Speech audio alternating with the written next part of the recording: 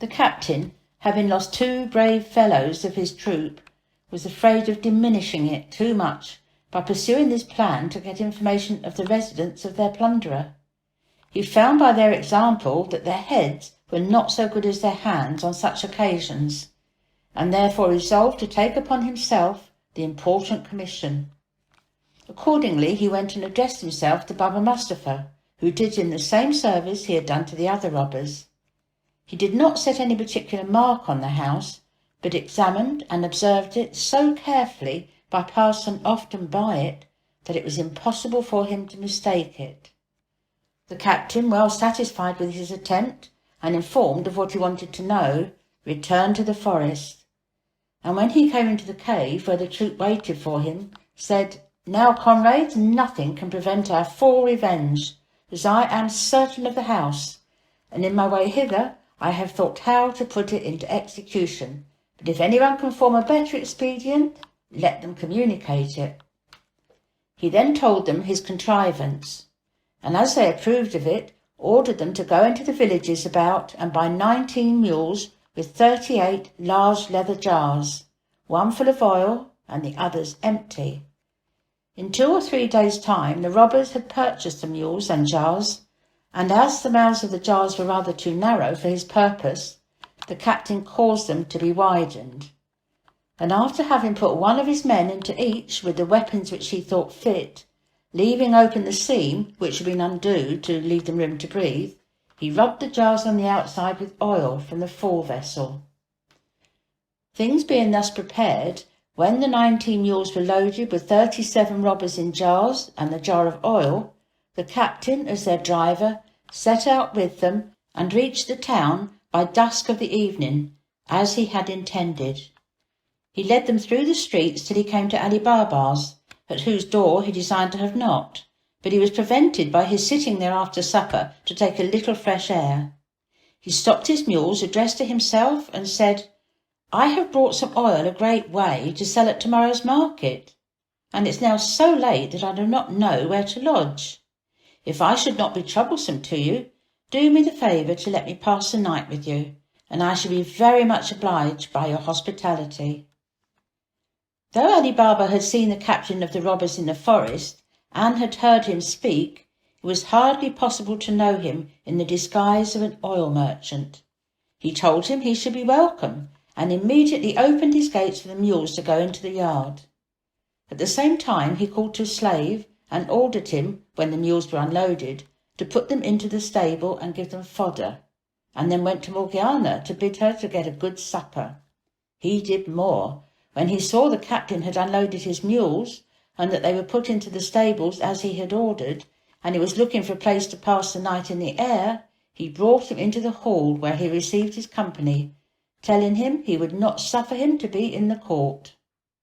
The captain excused himself on pretence of not being troublesome, but really to have room to execute his design, and it was not until after the most pressing importunity that he yielded. Ali Baba, not content to keep company till supper was ready with the man who had a design on his life, continued talking with him till it was ended, and repeating his offer of service. The captain rose up at the same time with his host, and while Ali Baba went to speak to Morgiana, he withdrew into the yard under pretence of looking at his mules. Ali Baba, after charging Morgiana afresh to take care of his guest, said to her, "Tomorrow morning I design to go to the bath before day. Take care my bathing linens be ready, and give them to Abdullah," which was the slave's name, "and make me some good broth against I return." After this he went to bed. In the meantime the captain went from the stable to give his people orders what to do, and beginning at the first jar, and so on to the last, said to each man, "As soon as I throw some stones out of the chamber window where I lie, do not fail to cut the jar open with the knife you have about you for the purpose, and come out, and I will immediately join you." After this he returned into the house, where Morgiana, taking up a light, conducted him to his chamber, where she left him, and he, to avoid any suspicion, put the light out soon after, and laid himself down in his clothes, that he might be the more ready to rise. Morgiana, remembering Ali Baba's orders, got his bathing linens ready and ordered Abdullah to set on the pot for the broth. But while she was preparing it, the lamp went out, and there was no more oil in the house, nor any candles. What to do she did not know, for the broth must be made. Abdullah, seeing her very uneasy, said, "Do not fret and tease yourself. Go into the yard and take some oil out of one of the jars." Morgiana thanked Abdullah for his advice, took the oil pot, and went into the yard. When, as she came nigh the first jar, the robber within said softly, "Is it time?"